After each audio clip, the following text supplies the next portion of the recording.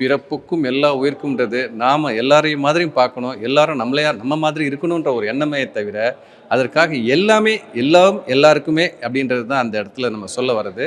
அந்த சொல்ல வந்த விஷயத்தை தெளிவுபடுத்தினவர் தலைவர் கலைஞர் அவர்கள். அதற்கு அடுத்தபடியாக கொண்டு போய் சேர்க்கிறதுல இப்போ இருக்கிற தமிழக முதல்வர் அதை செய்து கொண்டிருக்கிறார்கள். அந்த விஷயத்தில் பாராட்டப்பட வேண்டிய விஷயம் எதுனா, அன்றைக்கு இருந்த தமிழக அரசும் சரி, இன்றைக்கு இருக்கக்கூடிய தமிழக அரசும் சரி, இந்த திருவள்ளுவர் சிலையை நம்ம என்றைக்குமே போற்றி பாராட்டணுன்றது தான் என்னுடைய தலைமையான கருத்து. இது பல்லாயிரம் வருஷங்களுக்கு முன்னால் பிறப்புக்கும் எல்லா உயிருக்கும் அப்படின்னு சொன்னது திருவள்ளுவர். இது பசுமரத்தாணி போல் கண்டிப்பாக கலைஞரோட மனதில் பதிந்திருக்கும். கலைஞரோட சிறு வயதுலேருந்து பார்த்தீங்கன்னாக்கா 13-14 வயசுலேருந்து போராட்டங்களை ஆரம்பித்தவர். அவர் போராட்டமே வாழ்க்கை அப்படின்னு வாழ்ந்து காட்டியவர் கலைஞர். கண்டிப்பாக இதை மறக்கவே முடியாது, மறக்கவும் கூடாது. அப்படி இருக்கும்போது பார்த்தீங்கன்னாக்கா திருவள்ளுவருக்கு கலைஞர் இப்போ 25 வருஷத்துக்கு முன்னால் வச்சாருன்னு சொல்கிறீங்க, கிடையாது. 40 வருஷத்துக்கு முன்னால் அவர் உருவாக்கின வள்ளுவர் கோட்டம் தான் இன்றைக்கி நின்றுட்டுருக்கு. 1330 குறள்களையும் சவுத்தில் செதுக்கி அதுக்கு எந்த அளவுக்கு உடல் இழப்பும் வேர்வியும் கண்ணீரும் ரத்தமும் சிந்தி வள்ளுவர் கோட்டம் அப்படின்னு ஒன்று உருவாக்கி காமிச்சவர் கலைஞர்.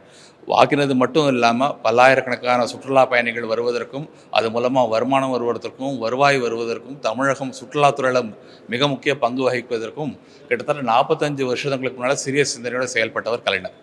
ரெண்டாவது நீங்கள் பார்த்தீங்கன்னாக்க இது திருவேணி சங்கமம் அப்படின்னு சொல்லலாம். கன்னியாகுமரி பொறுத்திருக்கும் இந்தியன் ஓஷன் அப்படின்னு சொல்லுவாங்க, அரேபியன் சீன்னு சொல்லுவாங்க, பே ஆஃப் பெங்கால்னு சொல்லுவாங்க. இது எல்லாமே கூடுற ஒரு இடமா தான் இருக்குது. சன்ரைஸ் அப்படின்னு சொல்லும்போது இன்றைக்கி கன்னியாகுமரியில் தான் சன்ரைஸ் பார்க்குறதுக்கு எல்லாருமே போயிட்டுருக்காங்க. அதை சன்ரைஸை நீங்கள் வேறு பொருளில் எடுத்திங்கனாலும் சூரியன் உதிக்கிற இடம் அப்படின்னு எடுத்தனாலும் அது கன்னியாகுமரியாக தான் இருக்குது. கண்டிப்பாக சூரியன் உதிக்கிற இடத்துல திருக்குறள் சுருள் அமையிறது அப்படிங்கிறது அது பொருத்தமான விஷயம் அப்படின்னு அன்றைக்கே கலைஞர் சிந்தனையில் தோன்றியிருக்கும். அதோட காரணமாகவும் இருக்கலாம். பொதுமக்கள் இன்றைக்கி பார்த்திங்கன்னா கன்னியாகுமரி சுற்றுலா தலமாக இருந்தால் கூட இன்னும் சுற்றுலா பயணிகளோட வருகை அதிகரிக்கிறதுக்கு காரணமாக இருக்கிறது இன்றைக்கி திருவள்ளுவர் சிலை. கன்னியாகுமரிக்கு போனீங்கன்னா இன்றைக்கி எல்லோரும் கேட்குற இடம் திருவள்ளுவர் ஸ்டாச்சு பார்த்தீங்களா அப்படின்னு கேட்குறாங்க.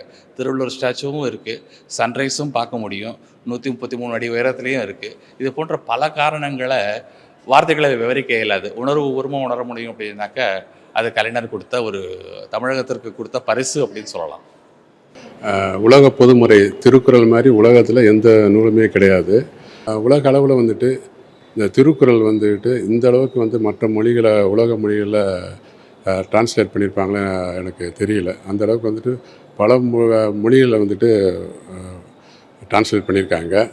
இந்த ஒரு பாலம் கூட கட்டுறாங்க. இதெல்லாம் அங்கே வெளிநாட்டர் அங்கே வந்தாங்கன்னா அந்த சிலையை பார்த்து ரொம்ப ஆச்சரியப்படுவாங்க. அந்த கன்னியாகுமரிக்கு ஒரு அடையாளம்னா அது திருவள்ளுவர் சிலை தான். உங்களுக்கு முதலமைச்சர் தான். உங்களுக்கு அவர் தந்தைங்கிறதெல்லாம் அப்படியே விட்டுருங்க. உங்களுக்கு அவர் செய்த இவருக்கு அப்படியே ஃபாலோ பண்ணி இவர் அந்த பிரிட்ஜு பாலம்லாம் கண்டுறது அவருடைய நல்ல விஷயம் தானே. உங்களுக்கு இதை காட்டி என்ன வேணும் உங்களுக்கு? ஆமாம், அந்த சிலைக்கு அழிவே கிடையாது. உங்களுக்கு உலகம் அழிஞ்சால் தான் சிலையும் அழியும் உங்களுக்கு. அதனால் அந்த அளவுக்கு தான் அந்த சிலையை கட்டியிருக்காங்க. உங்களுக்கு பார்க்கும்போது பிரமிப்பாக இருக்கும் உங்களுக்கு.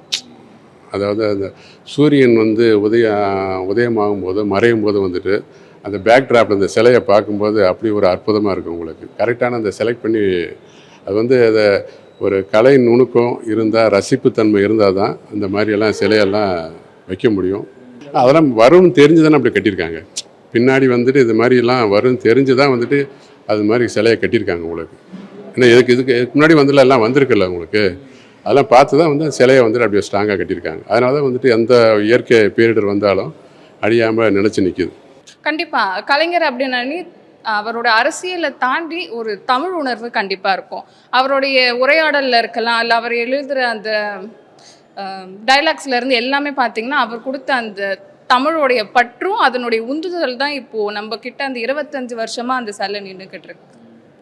ஸோ கண்டிப்பாக அவருக்குமே ஒரு மிகுந்த பாராட்டு. ஏன்னா இது எல்லாராலையும் நிறுவிட முடியாது. கரெக்டாக. ஸோ அவருக்குமே ஒரு பெரிய பாராட்டு. இது 25 வருஷம் ஆயிடுச்சு, ஸ்டில் அது அங்கே இருக்குது. பட் இது அங்கே இருக்குது அப்படின்றத விட அது இன்னும் அவங்க பாதுகாத்துக்கிட்டே இருக்காங்க. அதுக்கு மேலே எந்த ஒரு டேமேஜும் எதுவுமே ஆகாமல் அதுக்குரிய அந்த பூச்சி ரசாயனங்கள்லாம் தெளித்து அது பாதுகாப்பாக இன்னும் மெயின்டைன் பண்ணிகிட்டு இருக்கிறது. அண்ட் வரக்கூடிய டூரிஸ்ட் ஸ்பாட்ஸுமே அவங்க எப்படி அழகாக வச்சுருக்காங்க அப்படின்றது மேட்ரு. ஸோ டூரிஸ்ட் ஸ்பாட்லேருந்து அந்த சிலையோட நிர்வகிக்கிறதுலேருந்து எல்லாமே நம்ம தமிழக அரசை தான் பாராட்டணும். முக்கடல் சூழும் குமரி முனையில் ஐயன் திருவள்ளுவர் சிலை வெள்ளி விழா.